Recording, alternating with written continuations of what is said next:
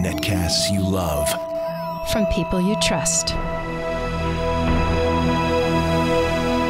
This is Twit.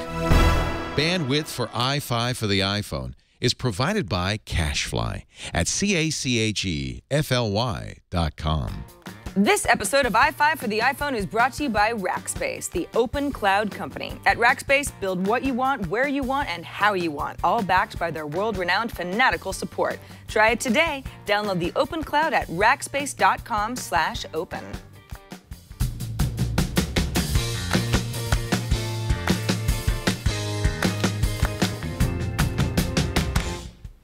Oh, hey everybody, time again for a thrilling episode of iFive for the iPhone. You might notice that the set looks a little bit different today. It's thrilling because I actually left my iPhone at home, but I realized that I can just run all the iPhone apps I need to at almost their actual size on my iPad, so we're gonna get a little bit crazy today. I'm Sarah Lane, your crazy host, and it's time for us to pick this week's 5 best iPhone apps, news, tips, and tricks, so hold on to your butts. Number 1. Okay, so you've shot a ton of photos and they're just sitting on your iPhone, right? Some of them you might send to Instagram, or maybe you'll upload them to Facebook, or you'll share them some other way, but that's all virtual sharing. You could make a photo book. Remember that service Mosaic I featured last year where you make a cool book out of some photos on your iPhone? But what if you just want the photos on your iPhone to become a stack of photos that you can actually flip through? Now you can with a free app called Print Studio.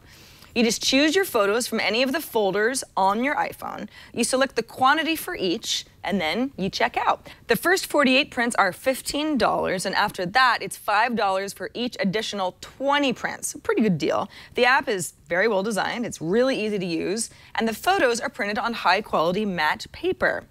Here's a couple things I'm not crazy about, though. I'd like to have larger size options to choose from. A photo printout the size of my iPhone, that's what the company says it'll come as, that'll look pretty good, but it's pretty small. You also don't have much say over how the photo gets cropped, and you can't custom pinch and zoom in the review area. Then again, if you're looking to make a scrapbook or some sort of a photo collage, you want to put a few cute shots up on a fridge, you want to send a physical photo in with, maybe some birth announcements via snail mail, that kind of thing, Print Studio makes it easy as pie.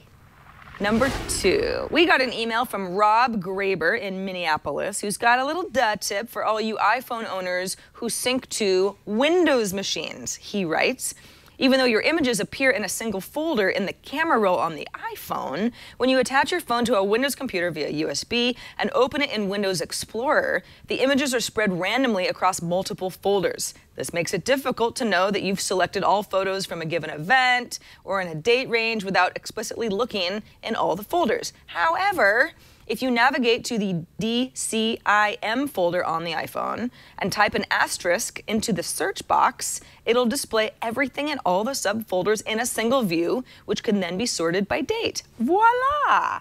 Thank you, Rob. That's actually great to know, this stuff, especially since it's been a while since I synced any of my iDevices to a Windows machine, but I know a lot of you out there do, and I think cross-platform duh tips make all our lives just a little bit more harmonious. Number 3, talk about an app redesign. Our friends at Foursquare are not joking around, people. Foursquare, of course, is the check-in app where you tell your friends where you are and you compete for things like mayorships of locations based on the number of check-ins, etc. That's what actually Foursquare used to be. With this newest update, it's now Foursquare 6.0, the focus is all about discovering places nearby, new places, and places with discounts or specials to save you money. Even though I can still check in somewhere, that's the big button down here at the bottom, I can still see where my friends are in my main feed. Up top, now you can't miss this whole explore box. It's really front and center.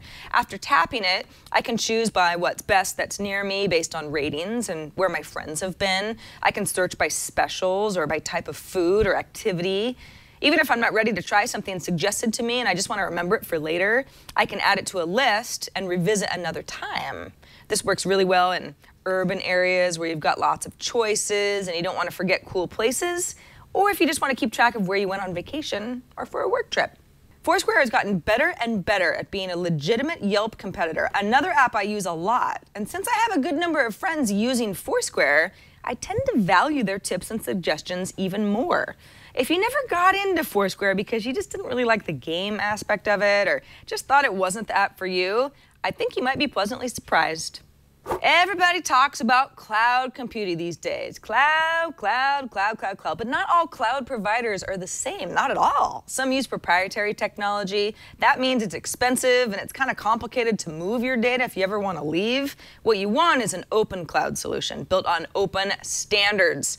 Rackspace is the open cloud company that co-founded OpenStack and now runs the world's largest open cloud. That means you're not locked into a single provider. You have the freedom to move your apps, your code, and your websites between multiple OpenStack-based clouds, public or private, on-premise or hosted. So build what you want, where you want, and how you want. You gotta have control, all backed by their world-renowned fanatical support. Try it today. Download the Open Cloud at rackspace.com/open. Once again, rackspace.com/open. And thanks so much to Rackspace for their support of iFive for the iPhone.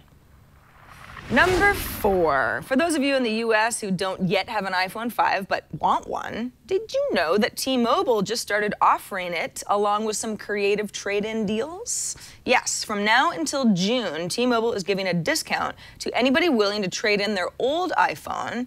And chances are, if you want an iPhone 5, you're not going to need your older iPhone. So here's how it works.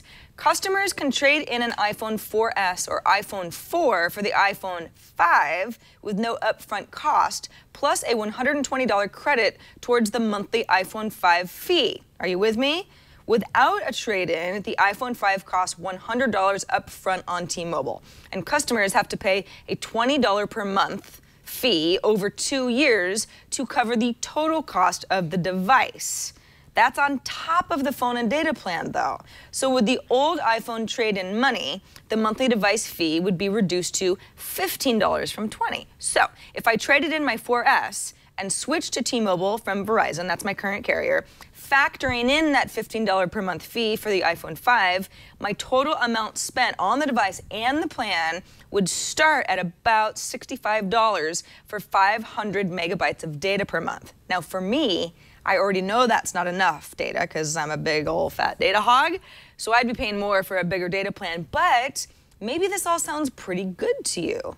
I say, good on you, T-Mobile. You're definitely not the biggest network in the States. You're struggling a little bit, but you are carrying the iPhone 5, the best of the best, and more options for us consumers is almost always a good thing. Finally, number 5. Ever since restaurant reservation app Opentable bought food appreciation app Foodspotting back in January, I've sort of been patiently waiting to see how they integrate the two. And it's finally happening. With the newest version of Opentable's iPhone app, once I choose a restaurant, I've got a nice little collection of food photos up at the top now, and I can swipe through them and get my mouth watering. And if I click one of the photos, if it looks really good, I can see how many people loved that dish on Foodspotting. What's nice about Foodspotting, what's always been nice about it, is it's not only bringing in good visual data to Opentable's app, but Foodspotting is always about positive feedback. If I'm about to reserve a table for 4 on Opentable, say, I might not really care which dishes suck. I just want to know which dishes people rave about. Now, that's not to say that you can't get honest feedback about lackluster food. Restaurants are still rated. You can read detailed reviews from Opentable diners. That's part of the app. That didn't go away. But now you've also got a treasure trove of Foodspotting activity built in too. So it makes Opentable a lot more visual and a lot more helpful and free. No reason to call our restaurant folks. This just works better. I'm sorry, but that's it for this episode of iFive. Don't cry, we'll be back here next week. If you'd like to automatically download this show every week, just hit the subscribe button at twit.tv/iFive. That's where you can catch up on past episodes and find links to our featured apps and tips and tricks too. Email us at iFive@twit.tv. Leave us a voicemail at 614 on iFive, or send us a video with an app review of your own. I'm Sarah Lane, and I'll see you next week right here on iFive for the iPhone.